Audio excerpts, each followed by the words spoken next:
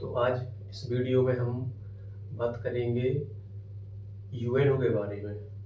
आपने कहीं न कहीं न्यूज़ में या अपने दैनिक जीवन में एक शब्द सुना होगा यूएनओ, जिसके बारे में अगर आपको नहीं पता तो आप बस सुनकर ये सोचते होंगे कि ये क्या है। तो आज हम उसी के बारे में बात करेंगे, यूएनओ के बारे में, जो कि इस विश्व में यह एक बहुत ही महत्वपूर्ण भूमिका निभाता है और कैसे काम करता है, ये क्या है, इसके बारे में आज हम जानेंगे। तो आप लोग जानते हैं कि पहले हम आपको इसके पहले की कहानी बताते हैं कि जब ये नहीं था तो विश्व में चीज़ें कैसी थीं। तो यूएनओ से पहले जैसे कि हमारे विश्व में करीब 200 से ज़्यादा देश हैं। तो वो देश जब आपस में लड़ाई झगड़े करते हैं तो कैसे उन्हें मनाया जाता है, मतलब वो आपस में अपने संबंध कैसे अच्छे बनाए रखें, इसके लिए पहले कोई भी उनकी मदद नहीं करता था, ना ही कोई सुझाव देने के लिए था। तो बस इसी कारण से जब विश्व युद्ध समाप्त हुआ तो फिर ये सोचा गया कि एक ऐसी संस्था बनाई जाए जो इन देशों के बीच में एक संपर्क का काम करे और एक सामंजस्य बिठाने का काम करे। तो यूएन बस वही संस्था है जो इन सभी देशों के बीच सामंजस्य बनाए रखती है और विश्व में शांति और सुरक्षा बनाए रखती है। तो यूएनओ अमेरिका के जो उस समय तत्कालीन राष्ट्रपति थे फ्रैंकलिन डी रूजवेल्ट, तो उन्होंने सोचा कि ऐसी ही संस्था बनाई जाए। तो दिन 21 अगस्त वो दिन था 1944 सन। इस दिन उन्होंने एक सम्मेलन आयोजित किया वॉशिंगटन शहर के डम्बार्टन ओक्स भवन में। ये भवन वॉशिंगटन में है। तो इसमें एक सम्मेलन आयोजित किया गया जिसमें अमेरिका के राष्ट्रपति ने सभी देशों के प्रतिनिधियों को बुलाया जो उस देश का प्रतिनिधित्व करते थे। तो ये सम्मेलन करीब महीने भर चला और 21 अगस्त से लेकर 7 अक्टूबर तक ये आयोजित हुआ। इसमें सभी प्रतिनिधियों ने अपनी सलाह दी, अपने मत रखे। इस सम्मेलन के बाद सभी देशों की सहमति बनी और उसके बाद 50 देशों ने एक अधिकार पत्र पर हस्ताक्षर किए और इसमें शामिल हो गए। और फिर उसके बाद आगे चलकर पोलैंड भी 51वां देश था जो इसमें शामिल हुआ, पोलैंड।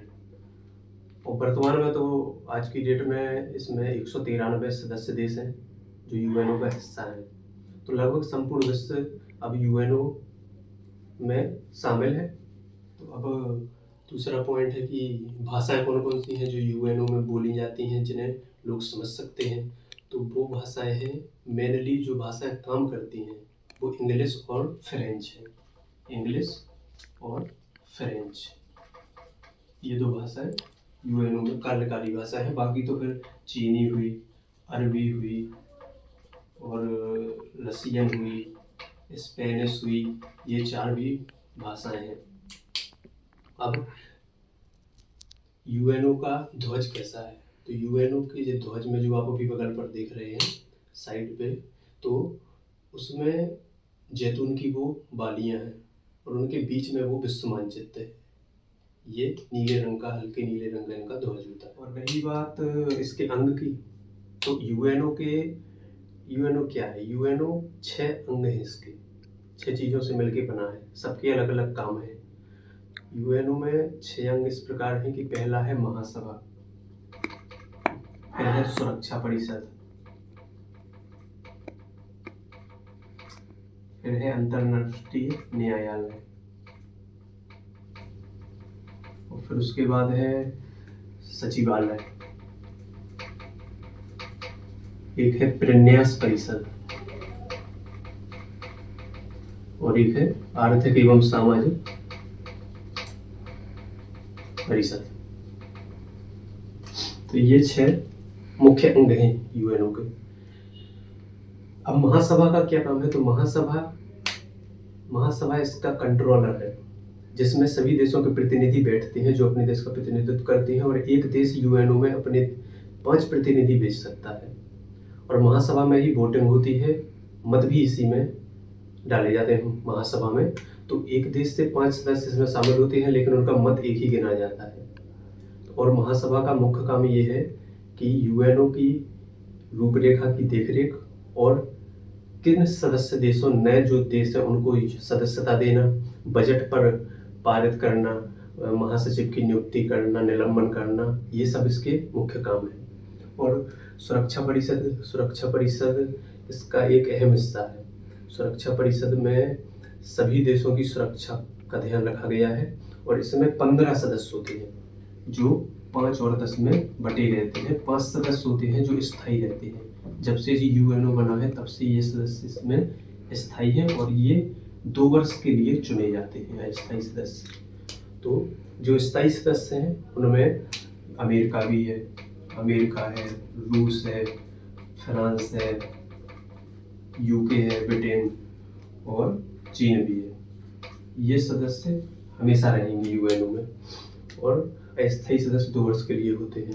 अब इन सदस्यों के पास एक विशेष शक्ति है जिसे कहते हैं वीटो। ये मतगणना शक्ति है, वीटो पावर, जो सिर्फ अस्थायी सदस्यों को मिलती है।